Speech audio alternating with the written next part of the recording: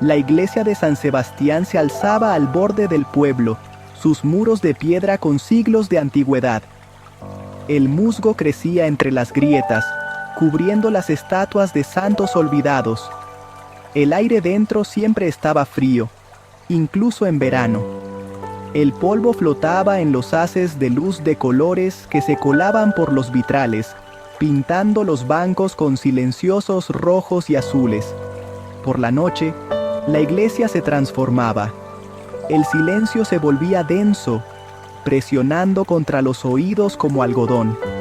Las sombras se movían por el altar, largas e inquietas. Las pesadas puertas crujían con cada ráfaga de viento, dejando entrar el olor a tierra húmeda.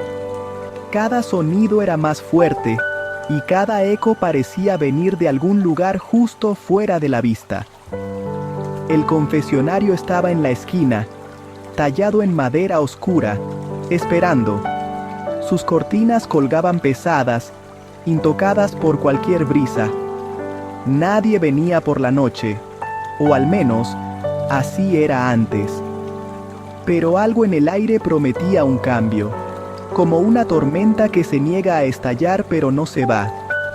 El padre Julián sentía el peso del edificio cada vez que entraba. La iglesia era un ser vivo. Recordaba cada oración, cada secreto, y a veces susurraba de vuelta.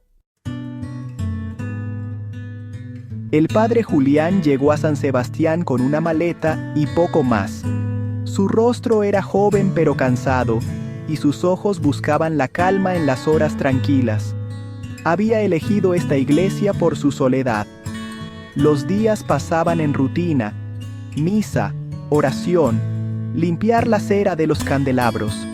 Se movía suavemente, no queriendo perturbar el silencio que amaba. Pero eran las noches las que más lo llamaban. Después de cerrar las puertas, se sentaba en la sacristía, leyendo o escuchando el viento. Le gustaba el aislamiento. El mundo exterior no podía tocarlo aquí. La iglesia era un refugio, un lugar donde nada malo podía pasar. A veces caminaba por los pasillos, dejando que sus dedos rozaran la piedra fría. El sonido de sus pasos resonaba, agudo y solitario. Rezaba por su rebaño, pocos como eran, y por sí mismo. Rezaba por la paz. Nunca esperó que la oscuridad respondiera.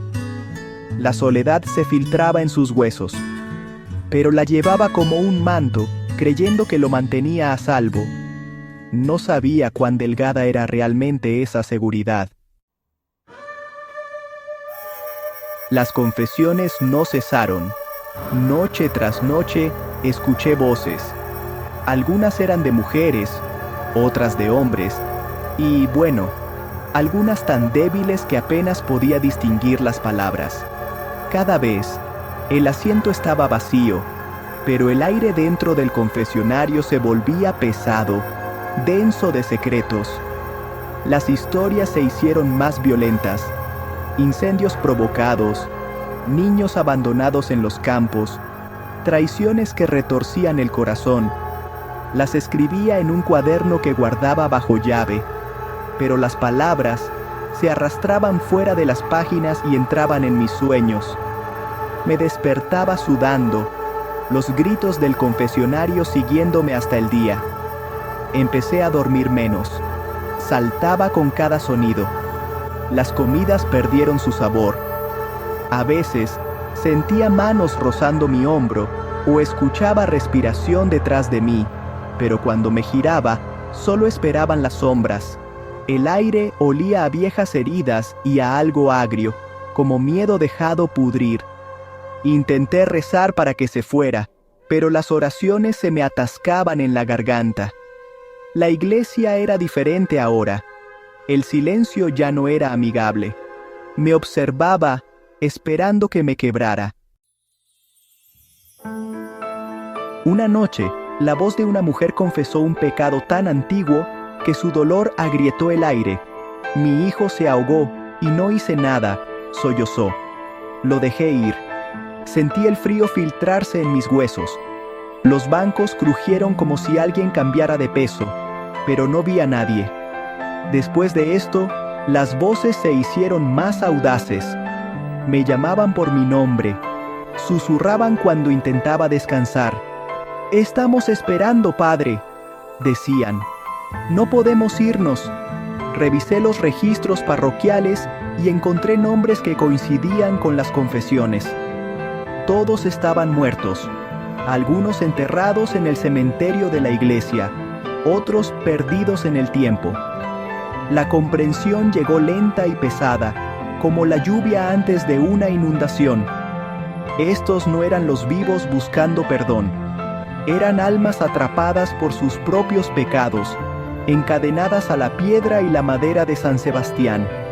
Rogaban por absolución, por paz. Mis manos temblaban. Quería ayudar, pero el peso de tantos pecados amenazaba con aplastarme. La iglesia misma parecía respirar, viva con el dolor de los muertos. Dejé de salir de la iglesia por completo. Tenía miedo del mundo, miedo de dormir, miedo de lo que esperaba en los rincones oscuros. Las sombras me seguían a todas partes. Escuchaba voces en las campanas, en el viento que hacía vibrar las ventanas, en el silencio que me oprimía el pecho. Intenté rechazar las confesiones, pero las voces se enojaron. «Prometiste escuchar», gritaban. «No puedes dar la espalda». Susurraban mi propio nombre, una y otra vez, hasta que sentí que mi mente se deshilachaba. Olvidé cuándo fue la última vez que vi el sol. Mi cuerpo se adelgazó, mis ojos se hundieron. Apenas comía. Todo lo que podía saborear era miedo. Me sentaba en el confesionario toda la noche, esperando la siguiente voz. Ya no me molestaba en comprobar si había alguien. Sabía que no habría nadie. El sueño llegaba solo en pedazos rotos, llenos de pesadillas. Cada vez que despertaba, no estaba seguro de si seguía vivo o si ya me había unido a las voces del otro lado.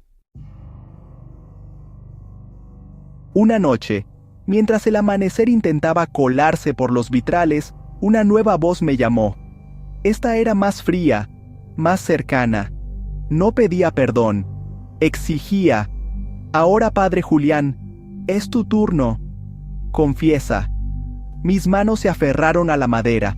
Se me cortó la respiración. La voz era la mía. Resonaba con cada culpa que había ocultado. Dudas, miedos, momentos de ira, el alivio secreto que sentía cuando la iglesia estaba vacía. Intenté protestar, pero las palabras me fallaron. El aire se volvió denso, oprimiéndome los pulmones. Las voces se hincharon, coreando mi nombre. La iglesia tembló.